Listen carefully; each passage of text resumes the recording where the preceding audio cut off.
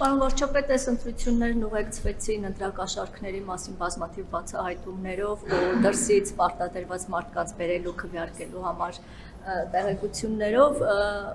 հետաքրքիր է կա պատկերացում կամ մեխանիզմ պատկերացնելու համար, թե դա որքանով է ազդել ընտրության արդյունքների վրա ու նաև դա հարուցեց այդ երևույթները հանրության շրջանում քննարկումներ հարուցեցին, թե որքանով է ճիշտ, որ Հայաստանում չապրողները գան Հայաստանում ապրողների ապագան որոշեն, հետաքրքիր է այդ առումով դուք ինչ եք կարծում օրենքների փոփոխության կարիք կա թե չկա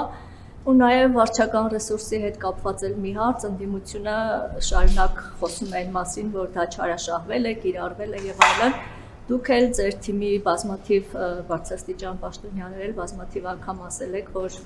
նման հանձնարարական չի եղել, բայց հետաքրքիր է կա ուսումնասիրություն, թե տեղերում ինչպիսի ինքնագործունեություն է եղել, ինչքան այդպիսի դեպքեր կա։ Շնորհակալ։ Դեք ինչ որ ասում եք իրավապահ մարմինների եւ համապատասխան մարմինների քննության հարց է, մենք էլ իհարկե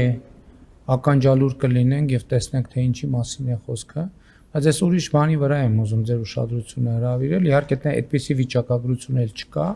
բայց ես չեմ կարծում թե Հայաստանում եղել է երբևէ որևէ նախընտրական process կամ քաղաքական process, որտեղ ասենք օրինակ հանրապետության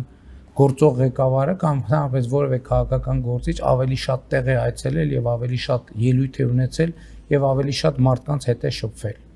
Այսինքն եթե վարչական ռեսուրսի վրա ընդհանրապես հույս կամ հաշվարկ դրած լիներ որևէ մեկը, ինչ իմաստ ուներ այդքան էներգիա ծախսել, այդքան գնալ եւ այդքան իմ հույսը եղել եւ շարունակում է մնալ Հայաստանի Հանրապետության քաղաքացին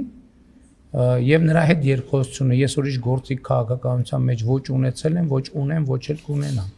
Ինչ վերաբերվում է պատերազմի եռագլուխ կուսակցությանը, ես վստահ եմ առանց ընտրակաշառքի նրանցից ոչ մեկը խորհրդարան հասնելու շեմը չէր հաղթահարի։ Եվ ես ուզում եմ ասել նաեւ, որ այստեղ տեղի ունեցածի մեջ նաեւ դատաիրավական համակարգի պատասխանատվությունն է, որովհետեւ նախորդ ընտրություններում ընտրակաշառք տվածները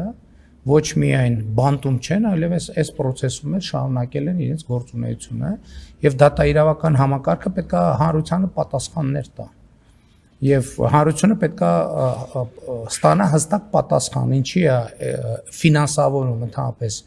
դատաիրավական համակարգը, եթե հանցագործները շարունակում են փողոցներում ոչ միայն պատտվել, այլև իրենց հանցագործությունները շարունակել։ Եվ այս հարցերի պատասխանները ստանալու են։ Օրենսդրական փոփոխությունները հանրային պահանջ կա, ակնհայտ է, որ սահմանվի